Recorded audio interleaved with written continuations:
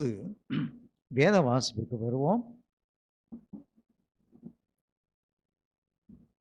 வாசிக்கிறீங்க வாங்க. மார்க் எழுதின சுவிசேஷம் 2ஆம் அதிகாரம் 1 12 வரை. இந்த வசனம் நாம எல்லாம் சேர்ந்து ஏன் வாசிக்கக்கூடாது? சேர்ந்து வாசிப்போம். சரி. சில நாட்களுக்கு பின்பு அவர் மறுரூபம் கப்பர்நகூமுக்கு போனார். அவர் வீட்டில் இருக்கலாம் என்று ஜனங்கள் கேள்விப்பட்டு உடனே வாசலுக்கு முன்னும் நிற்க இடம் போகாதபடிக்கு அநேகர் கூடி வந்தார்கள். அவர்களுக்கு வசனத்தை போதித்தார். அப்பொழுது 4 பேர் ஒரு திமிர்வுக்காரனை சுமந்து கொண்டு அவரிடத்தில் வந்தார்கள். ஜனக்கூட்டத்தின் நிமித்தம் அவருக்கு சமீபமாய் சேரக்கூடாமல் அவர் இந்த வீட்டின் மேற்கூரையை பிரித்து திறப்பாக்கி திமிர்வாதக்காரன் கிடக்கிற படுக்கையை இறக்கினார்கள். இயேசு அவர்கள் விசுவாசத்தை கண்டு திமிர்வாதக்காரனை நோக்கி, மகனே, உன் பாவங்கள் உனக்கு மன்னிக்கப்பட்டது என்றார். அங்கே உட்கார்ந்திருந்த வேத பாரகர்கள் சிலர், இவன் இப்படி தேவதூஷ் சொல்லுகிறது என்ன?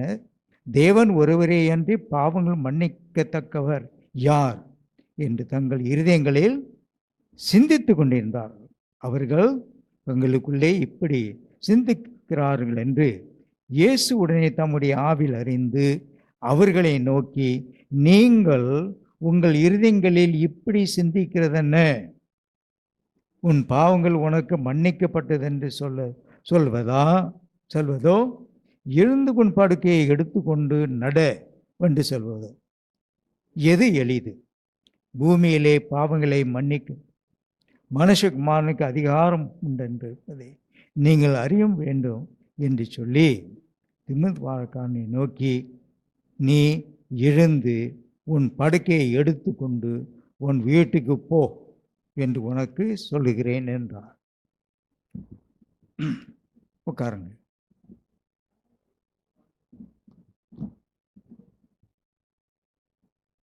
ஆமா.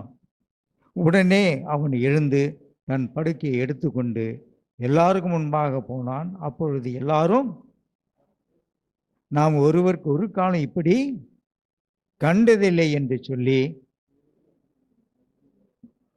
சரி, எல்லாம் வாசிக்கப்பட்டாச்சு. இன்னைக்கு தான் முதல்ல சேர்ந்து வாசிச்சிருக்கேன். பிறகு ப்ளீஸ் பி சீட்டட்.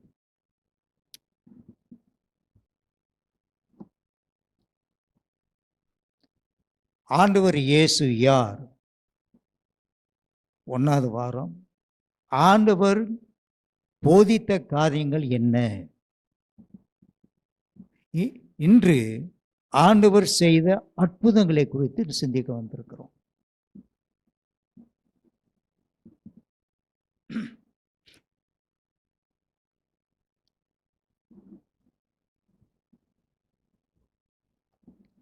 நாலு நண்பர்கள் எவ்வளவு கரசனை உள்ளவர்களாக இருந்தால் ஒரு வியாதியஸ்தரனை கொண்டு வந்து, அதுவும் இல்லாமல் வீட்டுக்காரங்களை கேட்காம கூறியை பிச்சுக்கிட்டு இறங்கிட்டானுங்க பாருங்க. கூறியை ஒதுக்கிட்டானுங்க. திமிருகா எவ்வளோ பெரிய அகலமாக இருக்குன்னு பாருங்க. ஒரு படுக்கையை இறக்குறான். அப்படியே படுத்திருக்கேன், என்ன சொன்னாலும் நம்மளுக்கு தெரியாது. படுத்திருக்கான் அப்படியே. ஏன்டா என்னை கொண்டு போய் இந்த மாதிரி கஷ்டப்படுறீங்கன்னு அவனை ஒன்றுமே சொல்லலை. நீ பாட்டு சும்மா இரு, நான் ஒன்று மேலே எப்படியாவது இயேசு இடத்துல கொண்டு போய் உனக்கு சுகத்தை நாங்கள் உங்களுக்கு பெற்றுக்கொள்கிறோம். இந்த 4 நண்பர்கள் அருமையான நண்பர்கள். இப்போது கிடைக்காது அப்படி நண்பர்கள் அல்ல. இப்போல்லாம் நண்பர்கள்லாம் எங்கே இறக்கிடுவானுங்க? சரி, நான் ரொம்ப தவறாக சொல்லக்கூடாது நண்பர்களை பற்றி. நல்லவனும் இருக்கிறான், கெட்டவனும் இருக்கிறான். ஆனால் இந்த திமிர்வாதக்காரனே எவ்வளோ நேசிச்சிருப்பான். நம்மளோடு தான்டா இருந்தான், நல்லா பழகினா. இப்போ இப்படி ஆயிட்டானே, யார் சோகம் கொடுக்க முடியும்? இயேசு பற்றி கேள்விப்பட்டு நப்போ இருக்காமுக்கு அந்த ஊரில் அவர் போய் இருக்கிறான்னு கேள்விப்பட்டு அங்கே போயிட்டாங்க. வாசல்படி வரைக்கும் ஜனங்க இருக்கிறாங்க. சரி, ஆண்டவர் இயேசு என்ன செய்து கொண்டிருந்தாரு அந்த நேரத்தில்? 2வது வசனம் பார்த்து சொல்லுங்க. அவர்களுக்கு இயேசு என்ன பண்ணிக்கிட்டு இருந்தாரு? வந்தவர்களுக்கு அவர்களுக்கு வசனத்தை போதித்தார். அதே மாதிரி இந்த காலத்தை, இந்த 2000 வருஷ காலமா வசனத்தை தான் போதிச்சுக்கிட்டு இருக்கிறாங்க. அந்த வசனத்தை போதித்து பிறகுதான் அவர் அற்புதங்களையும் அடையாளங்களையும் அவர் செய்தார். தேவனுடைய ராஜ்யத்தை பற்றி அவர் பிரசங்கித்தார். அங்கும் இங்கும் சென்று அவர் தேவனுடைய ராஜ்யத்தை பற்றி பிரசங்கித்தார். இங்கே வேத வசனத்தை போதித்தான்னு சொல்லப்பட்டிருக்கு. முக்கியமான ஒரு அவருடைய செய்த காரியம் பூலோகத்தில் வசனத்தை போதித்தார். அதான் நம்ம தொடர்ந்து பேசிக்கொண்டிருக்கிறோம். அதற்கு பிறகுதான் அற்புதங்களையும் அடையாளம் செய்கிறோம். ஒரு இடத்துல எல்லாம் ஜனங்களுக்கும் எல்லா விதமான நோயாளிகளெல்லாம் கொண்டு வருகிறார். ஆண்டவர் இதெல்லாம் பார்த்து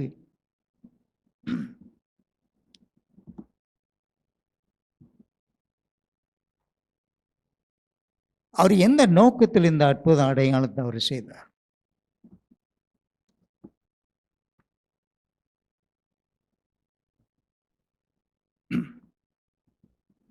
அவரிடத்துல மன உருக்கம் இருந்தது. He had a compassionate heart. மனம் இரக்கம். அந்த மன இரக்கத்தோடு தான் இந்த அற்புதங்களை அடையாளம் செய்தார்.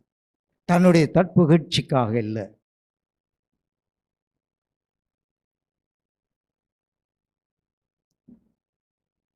அற்புதம் அடையாளம் செய்கிற ஊழியக்காரர் ரொம்ப கவனமாகவே இருக்கணும். ஏன்னா அவர்கள் சுத்தீரும் எப்போவும் ஜனங்கள் வந்துக்கிட்டே இருப்பாங்க. அவங்க எந்தெந்த இடத்துல பிரசங்கிக்க போகிறார்களோ அந்த இடத்துக்கெல்லாம் போவார்கள். எவ்வளோ வேணுமானும் பணத்தை செலவு பண்ணுவார்கள்.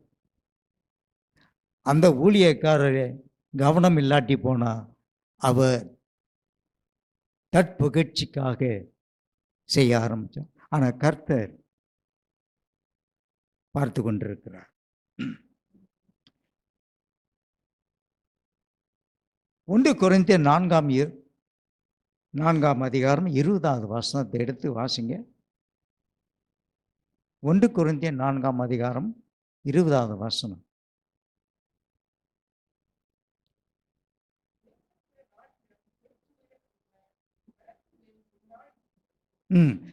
தேவனுடைய ராஜ்யம் பேச்சில் அல்ல, ஆனால் தேவனுடைய வல்லமையிலே இருக்கிறது. Kingdom of God does not consist in talk. பேச்சு மாத்திரம் அல்ல.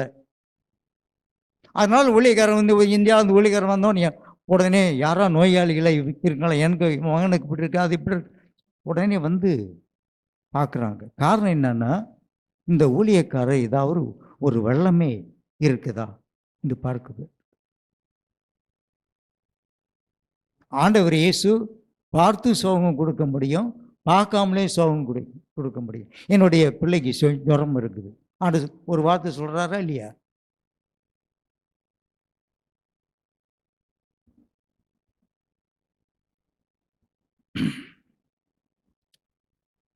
அந்த வல்லமையை தான் பரிசுத்த பவுல் அவர்கள் பெற்றுக்கொள்கிறார். அந்த தமஸ்கு ஊருக்கு போதும்னு குதிரை வண்டியில் போய்கிட்டு இருக்கான். போகிற நோக்கம் தவறான நோக்கம். கர்த்தர் இடையிலே சந்திக்கிறார், பலப்படுத்தி ஒளிய பாதையில் நடத்துகிறார். அவன் எல்லா இடத்துக்கும் போய் வார்த்தையை சொல்லி பிரசங்கித்து அற்புதங்களையும் அடையாளங்களையும் யார் நாமத்தில் சொன்னாரு? இயேசு கிறிஸ்துவின் நாமத்தில் அவர் அற்புதங்களையும் அடையாளங்களையும் செய்திருக்கிறார்.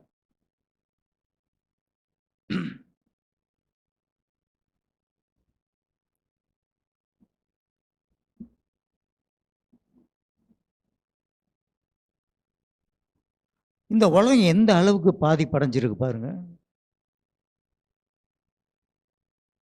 ஆதாம் ஏவாள் வீழ்ச்சி காலத்தில் இருந்து, காயின் ஆபேலை கொன்ற காலத்தில் இருந்து, இந்நாள் வரைக்கும் கணக்கெடுத்து பார்த்தீங்கன்னா, எவ்வளவு லட்சக்கணக்கான செத்து போயிருப்பார். யுத்தத்தினாலும், வியாதினாலும், இயற்கை சக்தினாலும் செத்திருப்பாங்க. ஆனா உலகம் போய்கிட்டு இருக்கு. புது புது புது மருந்துகள்லாம் கண்டுபிடிச்சிக்கிட்டு இருக்கானுங்க. கோவிட் மருந்து கண்டுபிடிச்சி கிட்டத்தட்ட 6 மாதம் ஆச்சு. அது வரைக்கும் எல்லாரும் அவஸ்தைப்பட்டுக்கிட்டு தான் இருந்தாங்க. ரொம்ப பேர் செத்து போயிட்டாங்க இந்த கோவிட் காலத்து. மருந்து கண்டுபிடிக்கல. It took about 6 months to get the right vaccine. ஆராய்ச்சி. ஆனால் கர்த்தர் இந்த உலகத்துக்கு அவருடைய வார்த்தையை கொண்டு அற்புதங்களை அடையாளம் அந்த காலத்தில் செய்திருக்கிறார். உண்மை நல்லா பார்த்தீங்கன்னா, டாக்டர்கிட்ட நம்ம போகிறோம், மருந்து கொடுக்குறாங்க. அந்த மருந்தை நம்ம சாப்பிடும்போது நம்முடைய உடம்பு ரெஸ்பாண்ட் பண்ணுதா? சில நேரத்தில் அந்த மருந்து நம்ம உடம்புல அது ரெஸ்பாண்ட் பண்ண மாட்டேங்குது. அப்போ நம்ம ஆண்டவரத்தில் கேட்குறோம், ஆண்டவரே பாருங்க, விஞ்ஞானமும் விசுவாசமும் ஒன்றா போகணும். இது என்னுடைய கருத்து. சில பேர் விசுவாசம் தான் வேணும், விஞ்ஞானம் வேண்டாம். விசுவாசத்திலேயே சில பேர் இருந்து சத்தியா போயிருக்கான்.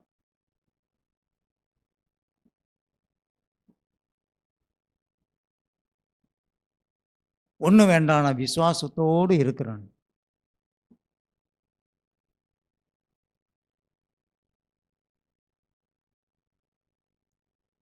அந்த வாங்குகிற மருந்து நம்ம உடம்புல அது சரி வேலை செய்யலான்னா பிரயோஜனம். அப்போ நாங்கள் கேட்குறோம், டாக்டர்கிட்ட போகிறோம், டாக்டர் எனக்கு வேறு மருந்து எழுதி கொடுங்க, இது சரியாக எனக்கு வேலை செய்யலை. என்ன நோயின்னு முதல் நாள் கண்டுபிடிச்சான்னு அதுக்கு தெரியாது. இது இப்போ செகண்ட் ஒப்பீனியனுக்கு போகிறோம், அடுத்த டாக்டர் என்ன சொல்கிறாரு. ஆனால் ஆண்டவர் இயேசு இந்த புரோக்கன் வேர்ல்ட், பாதிக்கப்பட்ட உலகம்,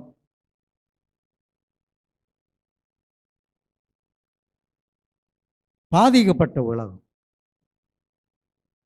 எப்படி பாதிக்கப்படுறான் ஒரு மனுஷன்? சரீரம் பாதிக்கப்படுகிறது, அவருடைய மனசு பாதிக்கப்படுகிறது. அதனால்தான் மென்டல் இல்னஸ் ஒன்று சொல்லுகிறோமே, அதுதான். அவனால கோப் பண்ண முடியல, அவருடைய மனசு பாதிப்பு அடைகிறது.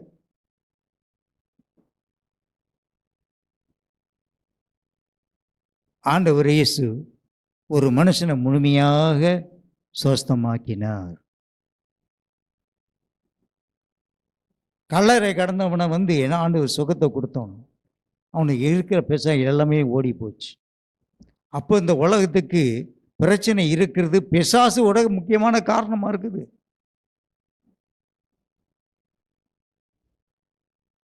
எந்த இடத்துல பாவம் இருக்குதோ பிசாசுக்கு அங்க இருப்பான்.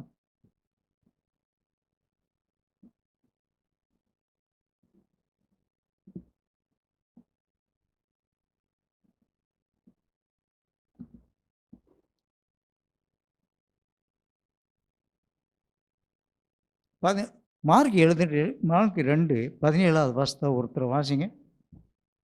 2:17 மார்க் 2:17 17.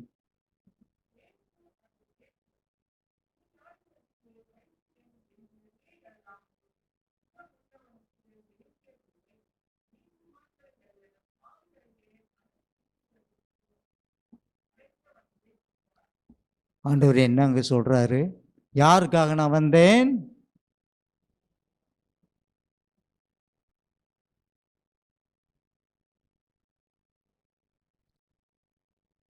நல்ல சுகமா இருக்கிறவங்களுக்கு நான் வரல, பாதிக்கப்பட்டவருக்கு நான் வந்திருக்கிறேன். ஆண்டவர் அதுக்கு ஆண்டவர் எப்போதும் கூப்பிடுறது காரணம் தான். காலை எந்திரிச்சோன்னு நம்ம என்ன செய்யணும்? ஆண்டவரே எனக்கு சுகத்தை கொடுத்தீரே, அதுக்கு நான் சொன்னேன். காலை எந்திரிச்சோன்னே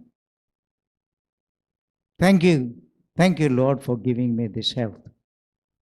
எனக்கு இன்னைக்கு வேண்டிய சுகத்தை எனக்கு கொடுத்தால் போதும். நாளைக்கு அது நாளைக்கு உள்ள காரியத்தை நாளைக்கு நான் கேட்டு வாங்கிக்கிறேன். எல்லாம் மொத்தமாக சேர்த்து வாங்கிக்க முடியாது. அன்னன்னைக்கு வேண்டிய சுகம் கர்த்தர் கொடுத்தாலே போதும். அன்னன்னைக்கு வேண்டிய சுகம் அது கர்த்தர், அது கண்டிப்பாக கர்த்தர் அவன் நாமத்தில் கேட்கிறவனுக்கு உனக்கு நான் கொடுப்பதில்லைன்னு சொல்லுவதல்ல, கர்த்தர் கொடுக்கிறவர். நம்மால் அதை பெற்றுக்கொள்ளதான் முடியும். ஆண்டவர் இயேசு மன உருக்கத்தோடு நோயாளியை பார்க்கும்போது நமக்கு இருக்கிற அந்த மன உருக்கம் அப்படிப்பட்டதா இருக்காது. ஆண்டவர் இருக்கிற மன உருக்கம் வேற மாதிரி. ஐயோ பாவம்னு சொல்லிட்டு நம்ம போயிடுவோம். ஆனா ஆண்டவர் இயேசு அவர் இயேசுத்த வந்தவனுக்கு சுகத்தை கொடுத்து அவன் சந்தோஷமாக திரும்பி போவான், உதவி செய்வார்.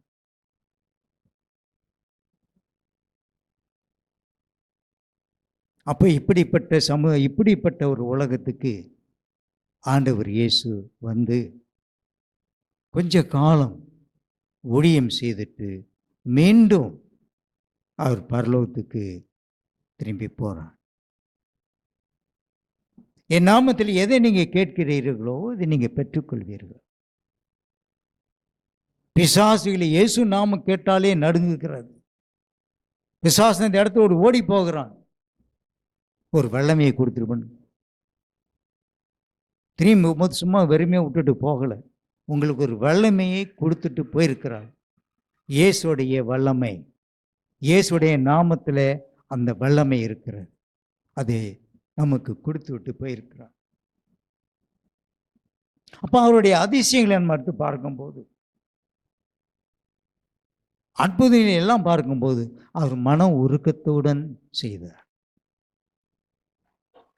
இது என்ன பாருங்க, வார்த்தை கொடுத்து ரட்சி படைக்கிறான். இப்ப இந்த திமிர்வாதக்காரன் இறங்காம பாருங்க, சொல்றார் உன்னுடைய பாவம் மன்னிக்கப்பட்டதுன்னு ஆண்டவர் சொன்னார்.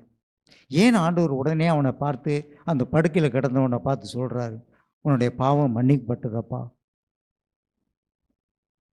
அப்போ வேத பாருங்களாம் அங்கே சுற்றி இருக்கிறாங்க. இவர் என்ன சொல்ற, இவர் கடவுள் மாதிரி சொல்லிக்கிட்டு இருக்கிறாரு. இவர் கடவுளா? அவருக்கு ஒருத்தருக்கு தான் அந்த அதிகாரம் இருக்குது.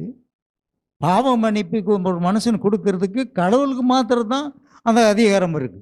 அப்போ இவர் யார்? அப்போ அவருடைய இருதயங்களை என்ன இருக்குன்னு பார்த்துட்டு எதை நான் செய்ய பழக்கை எடுத்துட்டு போட்டு சொன்னால் ஈஸி.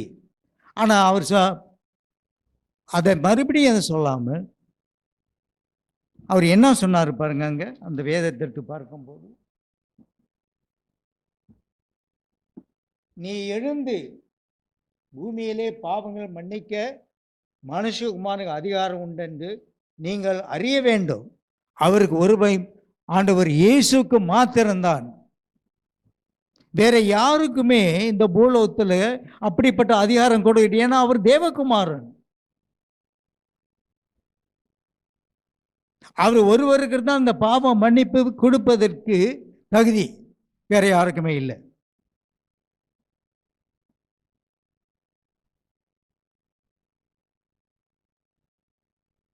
நீ எழுந்து உன் படுக்கையை எடுத்து கொண்டு போ கேட்கிறான். காது திறந்துருச்சு, படுத்து கிடக்கிறான். இந்த வார்த்தை கேட்ட உடனே டப்புன்னு என்ன பண்ணான் பாருங்க, கடன்னு எல்லாமே எலும்புகள் எல்லாமே வேலை செய்ய ஆரம்பிச்சிருச்சு. ஒரு அதிசயம் பாருங்க, ஒரு அற்புதம் பாருங்க. அதை பற்றி நான் நிறைய வாசிச்சிருக்கிறேன். இடையில இந்த நேரம் நம்மளுக்கு பார்த்தா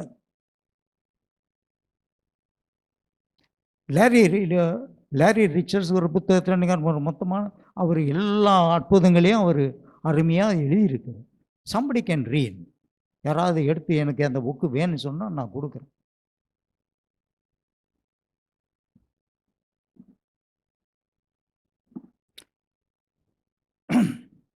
சரி, நம்ம பிறகு நான் அதை பற்றி சொல்கிறேன். அவன் உண்மைக்கு அவன் படுக்கையில் இருந்து எழுந்து படுக்கையை சுருட்டிக்கிட்டே போயிட்டான்.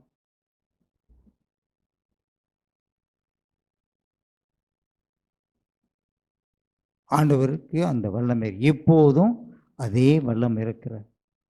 கர்த்தரிடத்தில் கேட்கிறது நம்மோடைய, நாம் நமதுக்கு தான் அந்த அவஸ்தை.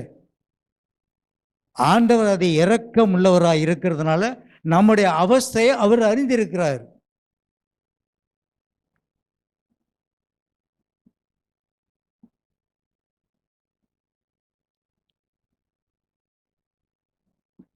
பிசாசு பார்த்தோன்னே தூரத்துலேருந்தே பார்த்தோன்னு சொல்லுது பாருங்க. பவுல் கூட அந்த ஊர்கள் நடந்துக்கிட்டு இருக்கும்போது பின்னால் ஒரு வந்துக்கிட்டு இருக்கு.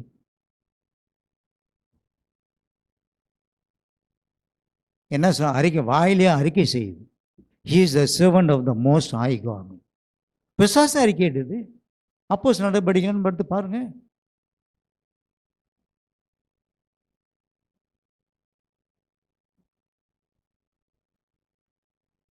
பிசாசு அவனை உண்மையாக இந்த உலகத்தில் யாரும் இல்லைன்னு சொல்ல முடியுமா? இந்த உலகத்தில் நடக்கிற அநியாயம், அட்டூழியம், இது எல்லாமே அவங்ககிட்ட இருந்தால் அந்த பொய்க்கு பிதா.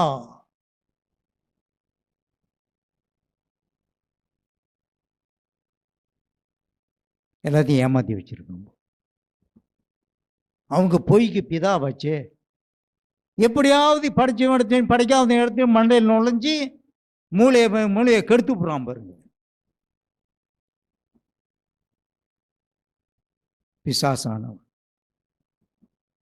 ஸோ எப்போதுமே there's a spiritual war between the forces of Jesus and the forces of darkness. ரெண்டுமே எப்போதுமே இந்த யுத்தமானது எப்போதுமே நடந்து கொண்டிருக்கிறது. நம்ம எப்போதுமே பிசாசுடன் யுத்தம் செய்கிறவர்களாக இருக்கிறோம். நம்ம பயந்துகிட்டு இருக்கக்கூடாது. இயேசு நாமத்தை சொல்லி எதிர்த்து நிற்க வேண்டும். எதிர்த்து நிற்க திராணி உள்ளவர்களாக இருக்கணும். பிசாசு ஓடிப்போம். எதுன்னு சொல்லி resist the devil and he will flee. Resist the devil and he will flee. எதிர்த்து நில், பிசாசானவன் என்ன செய்வான்? ஓடி போவான்.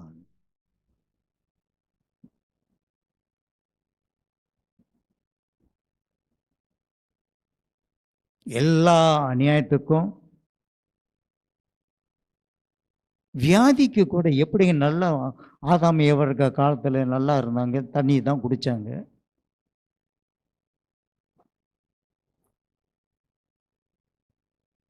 அந்த விஷக்கிருமிகள் அப்போ இருந்துச்சா இல்லை நம்மளுக்கு ஆராய்ச்சி பண்ணல. அது யாரும் இப்படி அந்த நேரத்தில் இல்லை. இதுதான் இட காலத்தில் இஸ் நாட் சேஃப்.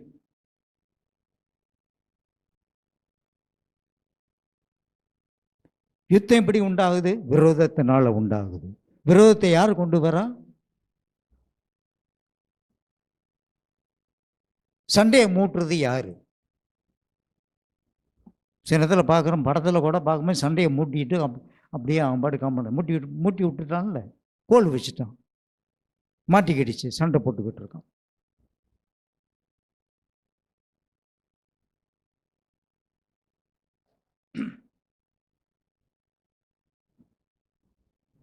அப்போ சாத்தான் என்கிறவன் உலகத்தில் ஆட்சி இருக்குது.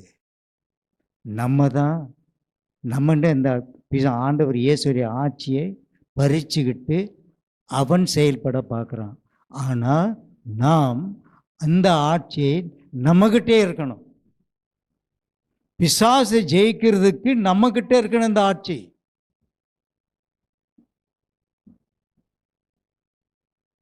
ஆண்டவர் இயேசு என்ன செய்திருக்காரு? அவனுடைய பிசாசுடைய தலையை நசுக்கி இருக்கிறார்.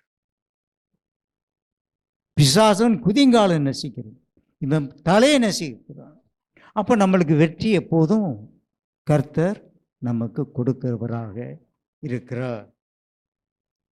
அந்த இரவும் பகலும் 40 நாள் அந்த வனாந்திரத்தில் இருக்கும்போது ஆண்டவர் ஜெயிச்சார் இல்லையா? இவைகள்லாம் உங்களுக்கு நான் சொல்லியிருக்கேன். வேதத்திலே எல்லாமே இருக்கிறது. பிசாசு அந்த இடத்துல ஜெயிச்சிருக்கு. அப்பாலே போ சாத்தான்.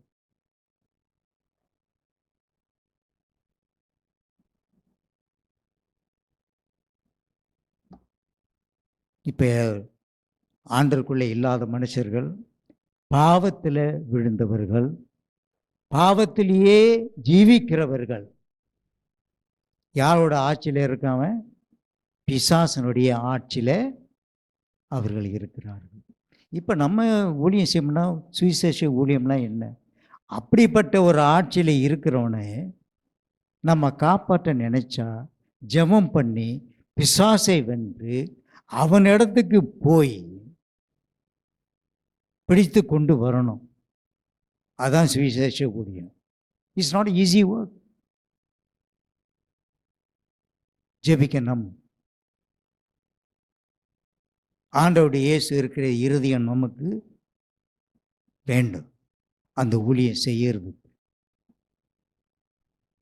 அப்பதான் நம்ம செய்ய முடியும்.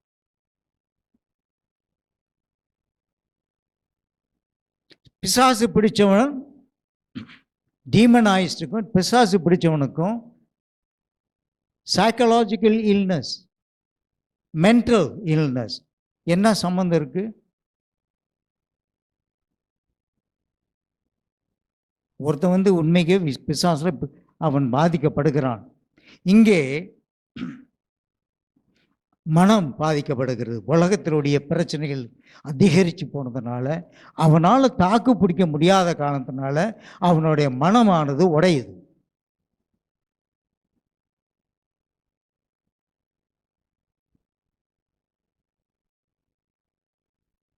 பிசாசு பிடிச்சுன்னு ஓட்டும் போது பிசாசு என்னென்ன எப்படிப்பட்ட பசான்னு நம்ம பார்த்து தெரிஞ்சு கொள்ளலாம். அதை நம்ம கேட்க, ஆண்டவர் இயேசு கூட நீ எங்கிருந்து வந்திருக்க, எந்த ஊர்லேருந்து வந்த, இதெல்லாம் அவர் கேட்கல. பிசா இயேசு நாமத்திலே போனோடனே போயிடும்.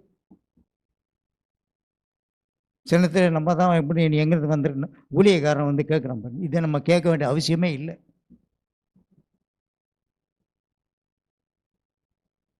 அவன் எங்கேருந்து வந்தான் நமக்கு என்ன? பெசா ஏவி விட்டு செய்கிறவனு இருக்கானு. தி விச் கிராஃப்ட். ஒருத்தனை கெடுக்கிறதுக்கு, அவனோட மனசை பாதிப்பு அடைக்கிற செய்கிறதுக்கு ஏவி விடுறானுங்க. இது உங்களுக்கு தெரிஞ்ச விஷயம்தான். இது யாருக்கு தெரியல? இப்போ எல்லா இடத்துலையும் இதை தான் செய்துக்கிட்டு இருக்கானுங்க.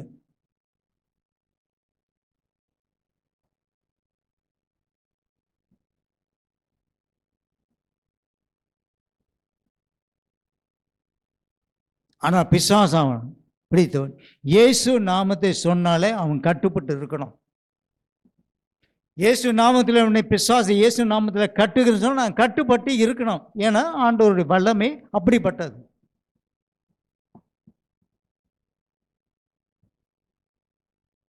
ஆண்டவர் தாமே நம்ம எல்லாரையும் பலப்படுத்துவாராக.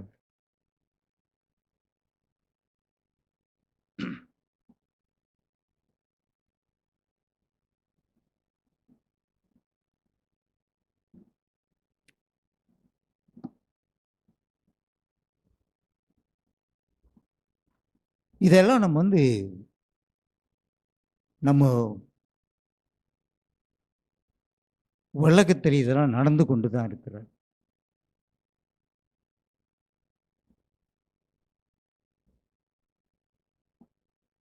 ஆனால் ஒன்று இருக்குது, நான் என்னோட ஊழியத்தை விட பார்த்துருக்கிறேன். ஒரு அம்மாவுக்கு நம்ம இறக்கப்பட்டு நம்ம ஊழியத்துக்கு கொண்டு போகணும்னு சொல்லிட்டு அவங்க, நான் சரி நம்ம ஏதோ அவங்கள செய்ப்போம், வாங்க வாங்க வாங்க வாங்கன்னு சொல்லிட்டு அந்த நேரத்தில் ஊழியம் செய்கிற ஒரு ஆர்வம் பாருங்க. அந்த ஆர்வத்தில் சரி காடி தானே வருது, காடி தானே உட்காந்து வரணும், வந்துட்டாங்க. வந்து போய் அந்த இடத்துல போனோடனே பிசாசு அவங்களுக்கு உண்மைக்கு பிசாசு பிடிச்சிருந்தது.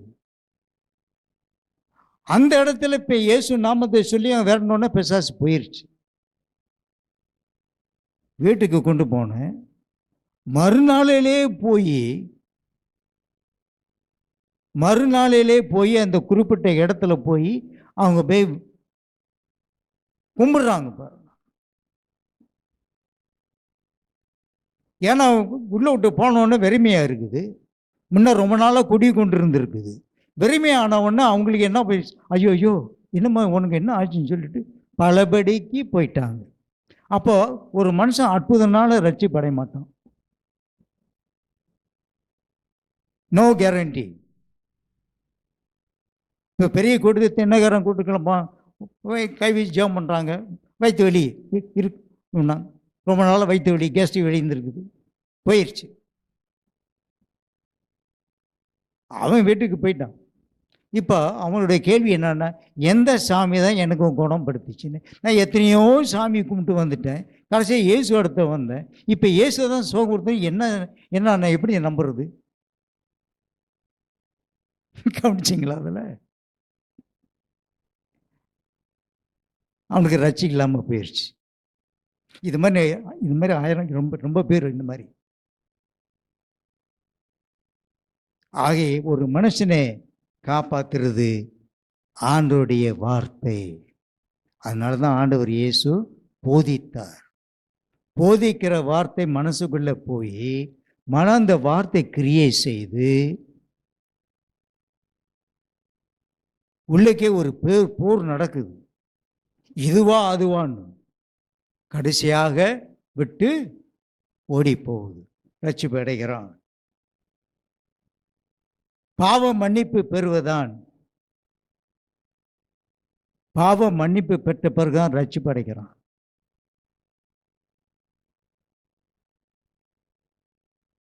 இந்த திமிர்வத காரணம் பாவம் கர்த்தன் பாவம் மன்னிக்கப்பட்டது.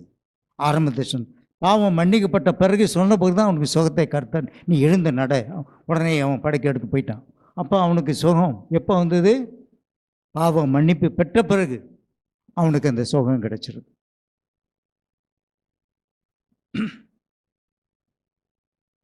அதே போல தான் நிறைய காப்பு நிறைய வேதத்தை அந்த சுவிசேஷ நூலில் எடுத்து பார்த்தாலே அவ்வளோ காரியங்கள் இருக்காங்க. சகரிய, ஜக்கியஸ், சகேயு, உங்களுக்கு எல்லாம் அந்த முழு வரமை உங்களுக்கு தெரியும். இன்றைக்கி ரட்சிப்பு வந்திருக்குன்னு ஆண்டு ஏன் சொன்னார்? நான் தவறாக செய்த காரியங்களை அவர் இடத்துல தவறாக நான் காசு அவர் இடத்துல நான் திருடினா 4 மடங்கு நான் திருப்பி கொடுத்துட்றேன்னு சொல்லிட்டான்.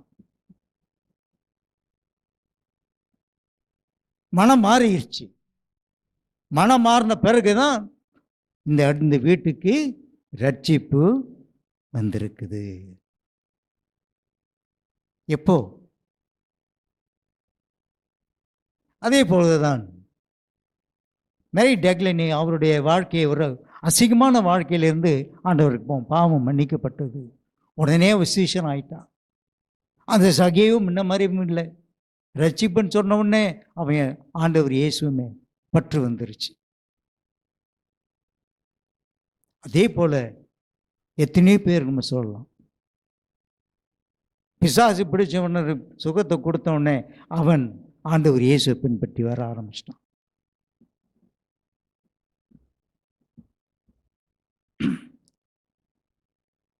சுகம் கொடுக்கறது கையில் இருக்கிறது. கடைசியாக இந்த விஷயத்தை நம்ம பார்த்து போயிடும். இரக்கத்தை கர்த்தர் காட்டுகிறார். ஆனால் சுகம் பெறாதவங்க பற்றி என்ன நினைக்கிறது? எல்லாருக்கும் வந்தவர்களாம் சுகம் கிடைச்சிருச்சா? நான் கூட தான் ஜோஹபாரில் இருந்து தினகரன் கூட்டத்துக்கு நான் கொண்டு போனேன் ஒருத்தரை.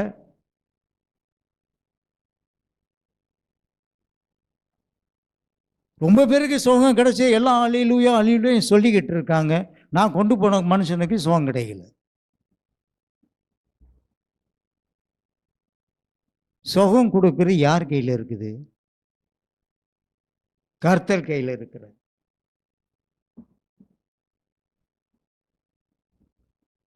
நம்ம நினைக்கிறோம் சுகம் பண்ண உன் விசுவாசம் இல்லையா? உன் விசுவாசம் இல்லை, இன்னும் நல்லா ஜெபிக்கல, இன்னும் அவன் பாவத்துலலாம் எல்லாத்தையும் விட்டு விடு, அப்புறமேல நீ ஒரு அற்புதத்தை எதிர்த்து பாரு. அப்போ நீ கண்டிப்பாக உனக்கு செய்யலைன்னா இல்லைன்னா என்ன செய்ய? கர்த்தர் இஸ் எ சாவரின் காட். அவர் ஆளுகை செய்கிறவர். கர்த்தருக்கு தெரியும் எல்லாவற்றையும். ஒரு சிலருக்கு அற்புதம் அடையாளம் நடக்குது, ஒரு சிலர் அற்புதம் அடையாளம் நடக்கல. இதுக்கு கடைசியா அந்த வசனத்தை நான் பார்த்து முடிக்க போறேன். தானியேல் எழுதின புக்கு 3ஆம் அதிகாரம் 17, 18. இதை வாசிச்சு முடிச்சிரும்.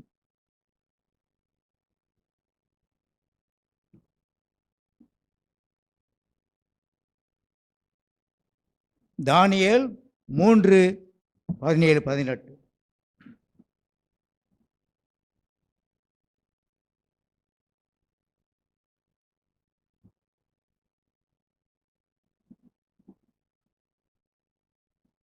வாசிங்க. அவன் என்ன சொல்றான்?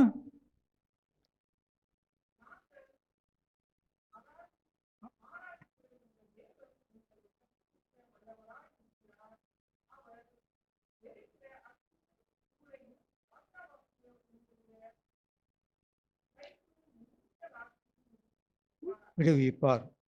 18.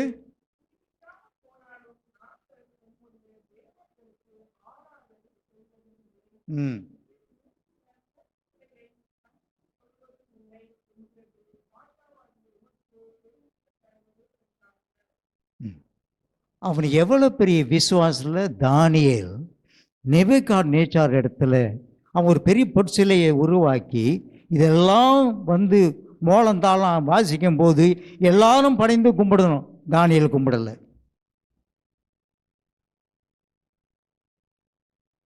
நாங்கள் அவன் 18ஆம் வருஷம் பட அவர் என் கர்த்தரே எங்களை விடுவிப்பார். ஏன்னா அவன் நெருப்பில் போட போறாங்க அவனை.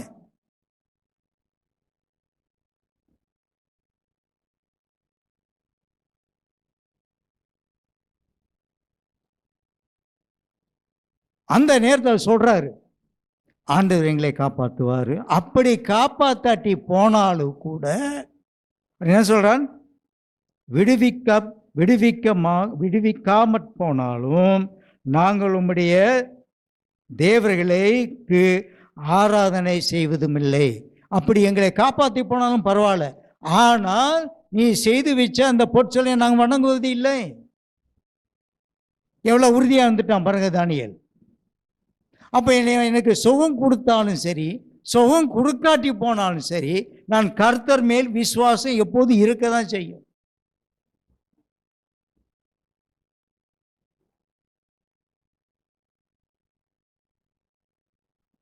நான் பல வருஷமாக ஜெபம் பண்ணிக்கிட்டு இருக்கேன், எனக்கு சுகமாக ஆகவே இல்லை, குணமாகவே இல்லை அப்படின்னு ஒருத்தன் சொல்லிட்டு, இனிமேல் இந்த ஆண்டவர் எனக்கு வேண்டாம், ஒன்றும் வேண்டாம்.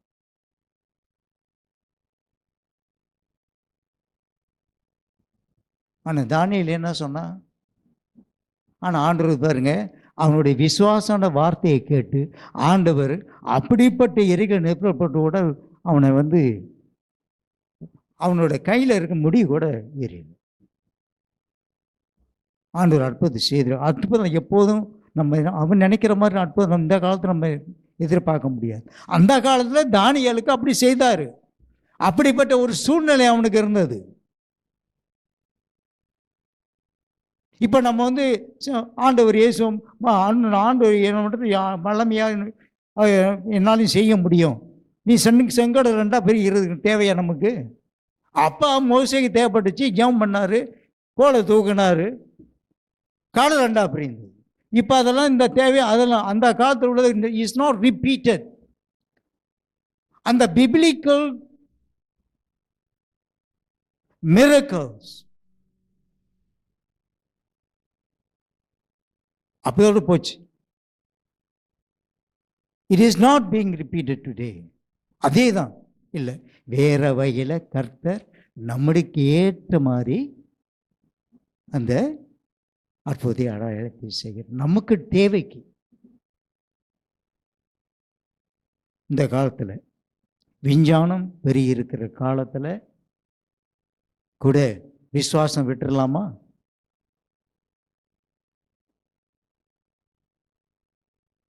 கர்த்தர் இந்த 21ஆம் நூற்றாண்டில் கூட கர்த்தர் நேற்றும் இன்று மாறாத தேவன் நம்மோடு இருக்கிறார். அந்த விசுவாசத்தில் நம்ம போய் கொண்டிருப்போம். ஜெபம் செய்வோம். அன்பின் பிதாவே,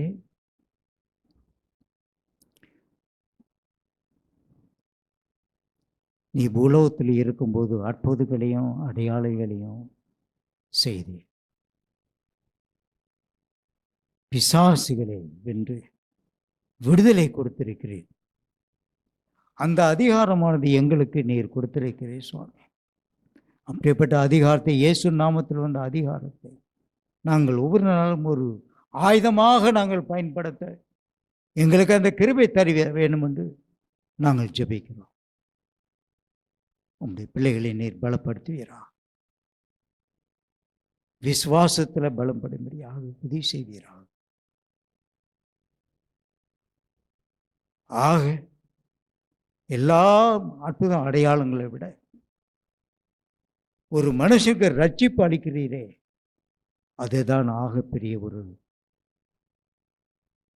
அற்புதம். எங்களை விதமாக காப்பாற்றி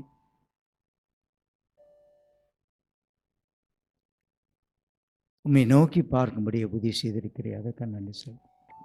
இயேசுவின் நாமத்தில் எடுத்து பார்க்கிறோம் நல்ல பிதாவே, ஆமென்.